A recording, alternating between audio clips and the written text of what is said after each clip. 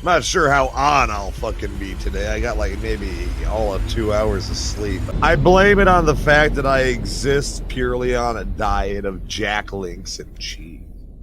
I entirely eat fast food like every meal of the day, so There are valleys with deep I'm in a similar boat, maybe. Yeah.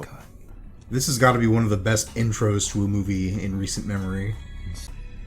Color Out of Space was good. Horrid fucking adaptation of the source material. Yeah, I tried to listen to it last night and I kind of zoned out, all that old-timey Lovecraft talk. Mm-hmm.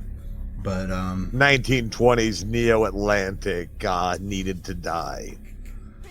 But yeah, I don't know what the status of it now is, but Color Out of Space was supposed to be the start of an XYZ Productions Lovecraft trilogy.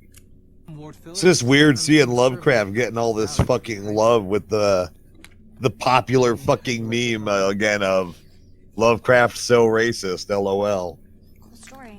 Which, admittedly, he fucking was. He was a misanthropic monster of a man. yeah. He did, I think, kind of have a change of heart later in life. But, I saw a photo of H.P. Lovecraft smiling once. He did not look happy. But August Derleth was a son of a bitch. After fucking Lovecraft died, he fucking released a bunch of his Lovecraft fan fiction as collaborations. oh. Yeah. What are you looking at, Jack? This is the water, and this is the well. Drink full and descend. I wouldn't hold my breath. Dad took too much acid back in the hippie days. Take the lid off the veggies. Well, I think it's... That's because you're high. Shut up. We all know you'd rather be eating fast food right now anyway. I love mystery. I'm high and I love mystery meat. Matter of fact, I have a burger at my door right now. Fucking nice. Spices, and it just happens to be your I just had my Jack Links and cheese. Everybody loves ducks. Just take a look at the ratio strategy I sent. I'll call you in an hour.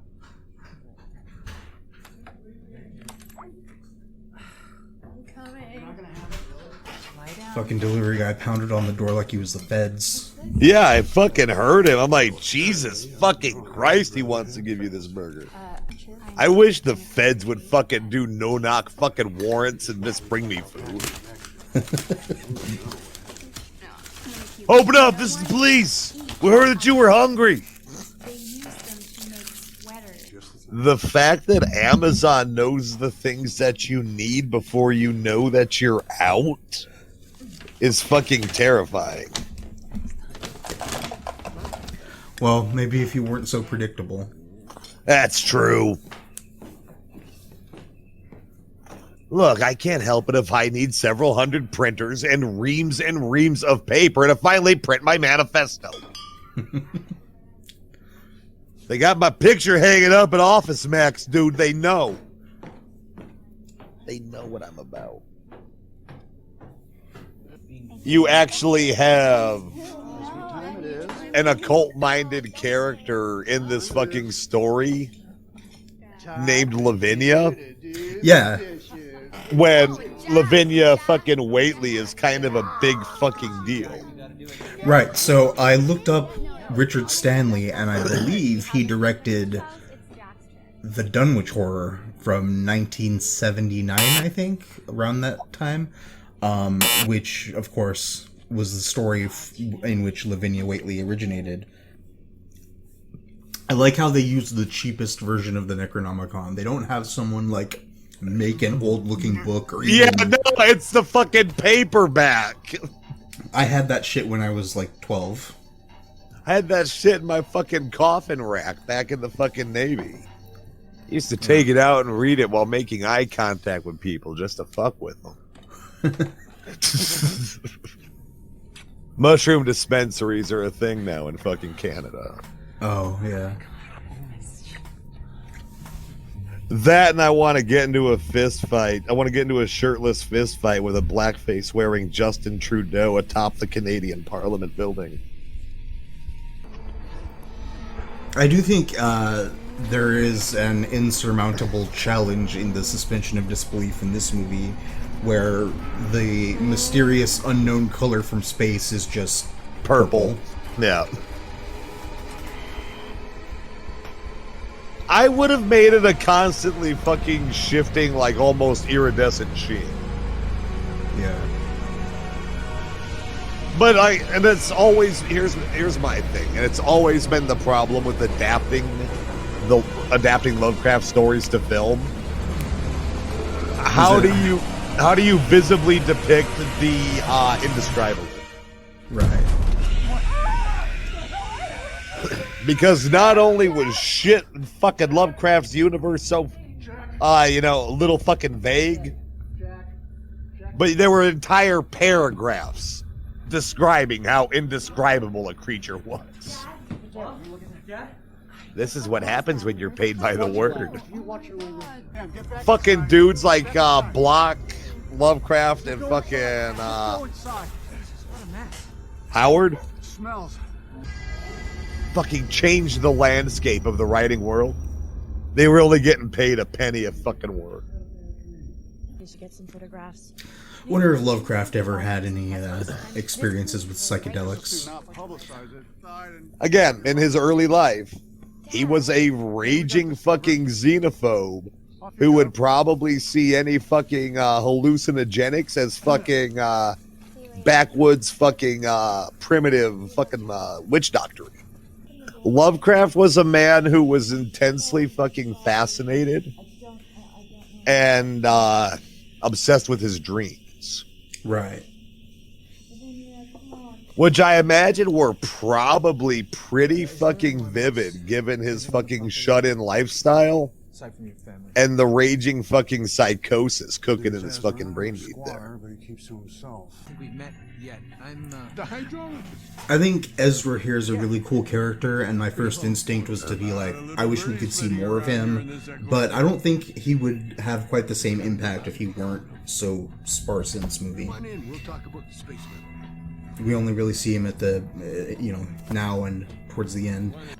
I'm still pissed off we're never going to get that fucking Guillermo del Toro Mountains of Madness adaptation. Yeah, fuck PT. I want that. Yeah. Like, I think I understand not wanting to fucking compromise your vision, but I think putting a PG-13 fucking limit on Mountains of Madness would force Guillermo del Toro to get very fucking creative in ways I'd like to see. Because that's the main reason it didn't happen, is he was sticking to a fucking hard R rating. Here comes the circus. And studio wanted PG-13. And I got to thinking about it, right?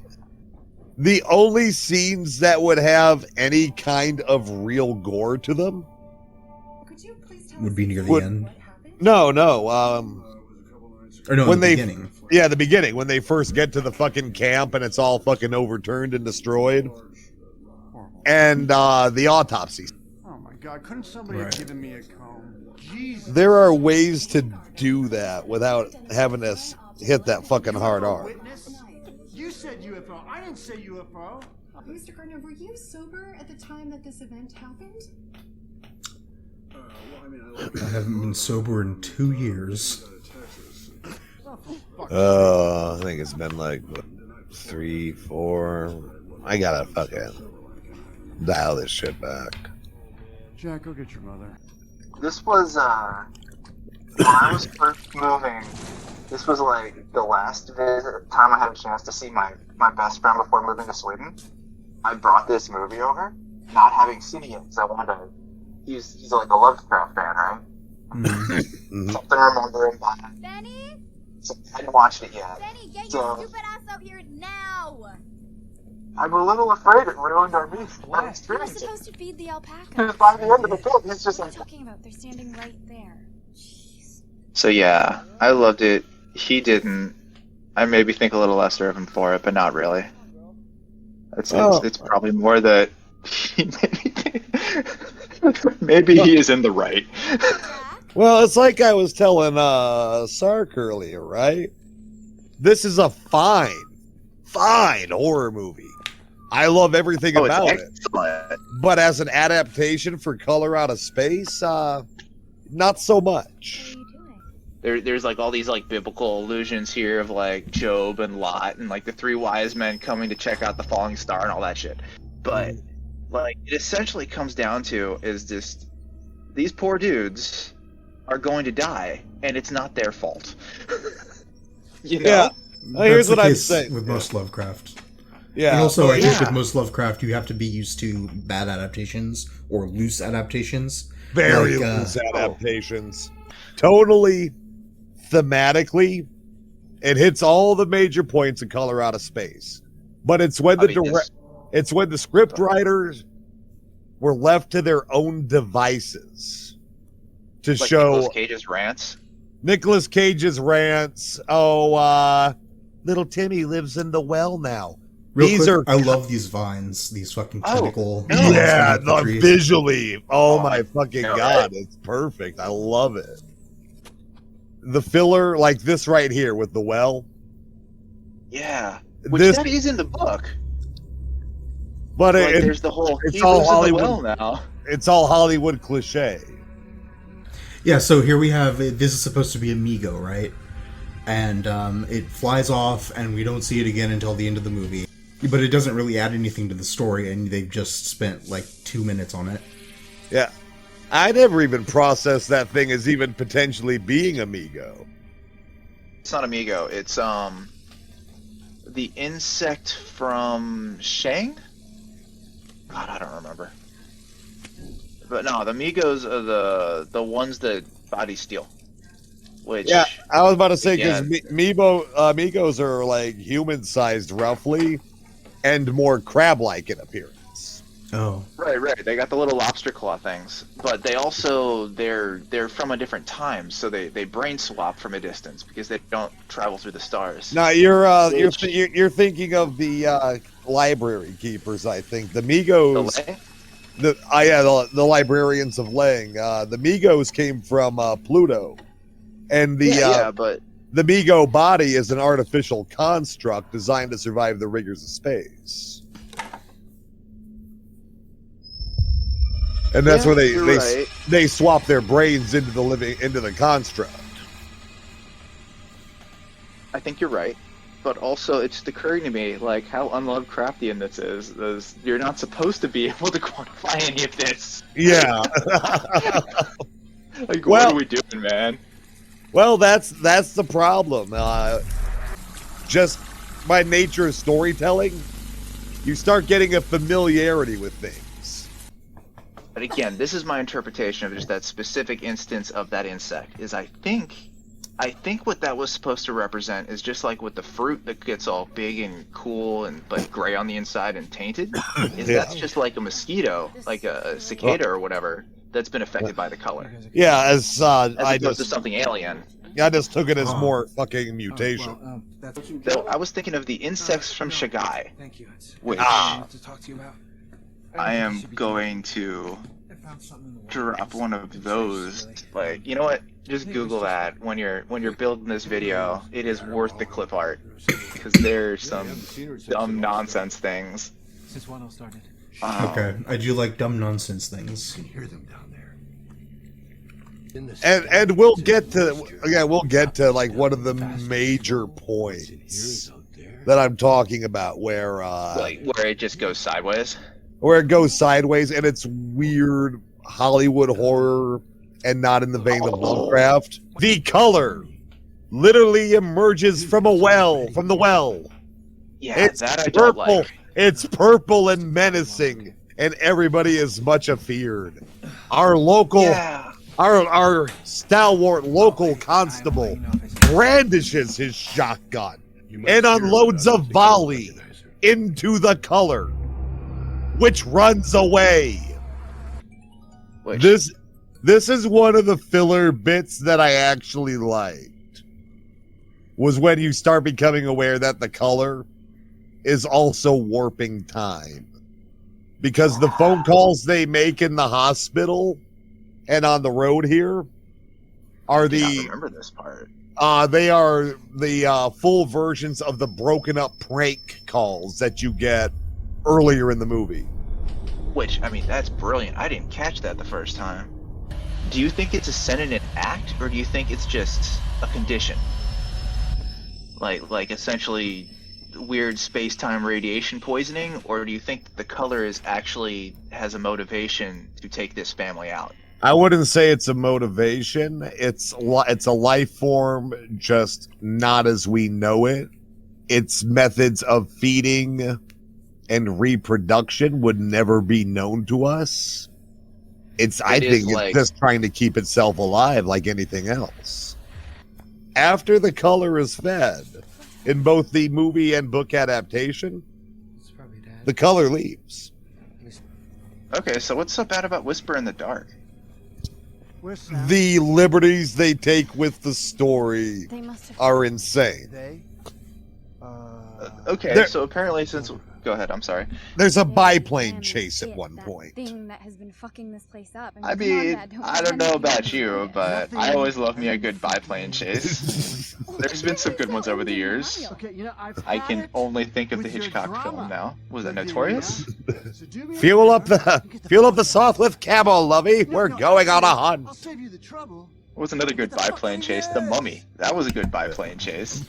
So in this scene, when kamikazed into the Mummy. Yeah. Sorry. In this scene when Nicolas Cage is losing his mind, he specifically was asked to channel his performance from Vampire's Kiss. Okay, that explains it actually. Because I always thought he was doing like weird Trump parodies. No, Trump is a parody of him. To all the best colors.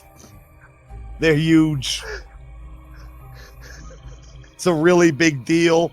You got this magenta. It comes down. Look, I'm just saying, this magenta, not the best and brightest of colors. No, the universe doesn't care. The universe is going to do what it wants, and you just gotta work with it. Can't forget my dime store Necronomicon. Yeah, I wonder if there's a page in that book that actually says anything about carving a diamond into your forehead. I'm just imagining everybody's introduction to Wicca in the 2000s. And Lovecraft. Let's see what Silver Ravenwolf and Wicca for Dummies has to say about dispelling Cthulhu. I know, that's the thing, is like, and she's so earnest about it, and then we're looking at this cynically and ironically, like, from a distance, but like, in that situation, you can grasp at every damn straw you can. Yeah, absolutely. Absolutely. To lose. Let's crack open the, batshit fake. I mean, that's essentially the stand-in for, that one guy that's just, spouting shit out of the Bible in the mist, It's also why I keep caches of objects from every major religion in various rooms in my house, just in case. You cannot be too careful. I've already referenced the biplane chase. And there's Benny where there's that scene where he's like... I can't help it if there's a literal bichain place trying to hunt down some Migos. That's not me. What? I didn't do that. You did. You did it with your mind. It was subconscious. That's true. Every thought I have does reverberate forward and backwards in time simultaneously. I'm like Professor X mixed with Dr. Manhattan. I was going to say that you've been infected by the color, but that as well. That's right. No, there's the unbearable weight of massive talent. It's on the list, but I live in the middle of nowhere. A trip to the movie theater is an hour-and-a-half drive and $100. I think it also helped me develop a deeper love and appreciation for films in a sense that they became something rare for me. They were a treat. This scene is so utterly fucked. You want me to get you some water? Some of that there is that late-term postpartum depression right there. All of it. Like, just... Something's peak happening to the Lovecraft. alpacas.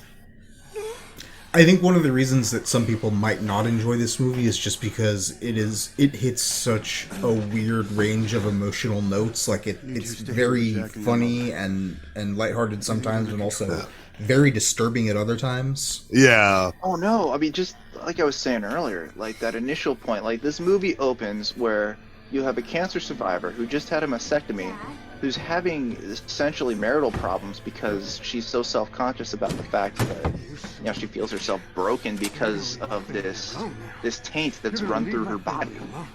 And that's where the movie starts. Yeah. You know? Haven't we? And they also did a film the same year called Daniel Isn't Real, which won Best Feature for a horror feature convention in Brooklyn. I've seen it around. It didn't really jump out at me. It's also purple. It is another purple movie produced by Elijah Wood. Which I'm a little concerned about Elijah Wood now. He's going through his purple phase. Yeah, well, didn't he also, he did the Maniac reboot too, didn't he? Yeah. Where he was the Maniac? And then also he was in Sin City, I'm pretty sure, where he also played a serial killer. Yeah, I was about to say, Elijah Wood as Kevin was just a fucking biopic piece. I'm a little concerned now. Like, he's definitely not the Hobbit we grew up with. And what the fuck? Like you handled the alpacas. What did you want him to do? Go in there and untangle them on the genetic level? Well, that would be a very useful skill to have at this point. Yeah. It's just got that visual, like, alpacas are already some weird looking animals. And you get that, Although now I want a cow shuggeth. I mean, give it time. I'm sure there's gonna be like, isn't there like another Thing reboot happening or a sequel in the works, where, you know, Thing goes to New York? You get some cows in there. You can fight Predator. Like, this is set in modern times, right? Like, this is 1980s or whatever, or 1990s. Yeah, well, modern era. Yeah, modern era. So, I mean, you know Nestle's bought this place up by now. That's all I'm saying. Like... What is time, anyway, in this movie? Purple haze intensifies. I would love it. I may watch it. Our mobile infantry made me the man I am today. You were in the Navy. Simultaneously riddled with Parkinson's while having an affair with Marilyn Monroe. How does that work? You know shit's gotten real when there's horses walking in the streets. Dude, that's just my life now. I don't even have to comment on that. Yeah, I just assumed that was that was New England. No, sorry, I told you that there's a pack of like 14 wild horses that have just taken over my neighborhood, right? I don't think you did tell me that. That's No, that hasn't come up. Tell us about the wild horses that have taken over your They neighborhood. they live in the park across the street from my house. They kick open my gates and eat my weeds. Are they part of the homeowners association? Apparently, well, I think the horses chase the homeowners association out.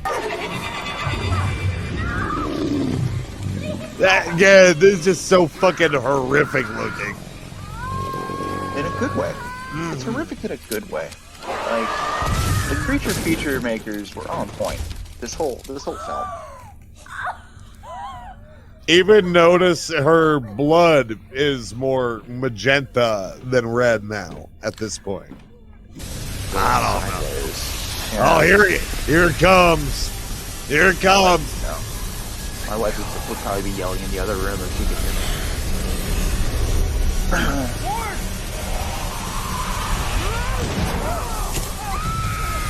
So at this point, we can just replace it with yakety sax for a bit. Get out of here, you stupid color. We were all having a good time until you showed up. Wait, so did he shoot the color, or did he just shoot Nick Cage? Yes? I'm gonna go with yes. I think he just shot Nick Cage, truth be told, but the color got scared. Beautiful. I don't know. The more I think about this, may be my favorite Lovecraft adaptation. Just because he doesn't pull any punches, you know? I still have a soft spot for Dagon. No, Dagon's good. And But if we're going with like subtle. best overall cinematic presentation of a Lovecraft story, Reanimated. Yeah, like when I want to get into a specific mood, that's the movie I'll pop on. Whereas like Dagon's great and it captures the feel of Innsmouth great.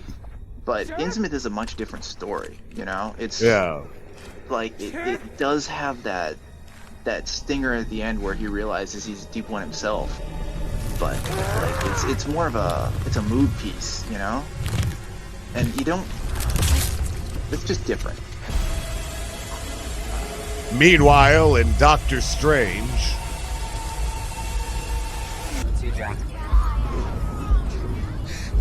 and this is exactly what life is like when the first bag of mushrooms tells you to eat the second bag of mushrooms.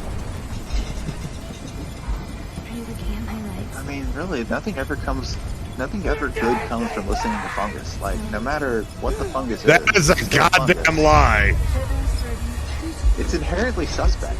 Some of the most important life lessons I ever had came from a mushroom. You know what, though? Like, every single Lovecraft creature, outside of Sex from Shagai, every single other one of them is some sort of fungus. That should tell you something. All I'm saying is when the fucking stars are right, you ain't gonna have that fucking condescending attitude. No, because I'll be dead. You know why? Because of the fungus.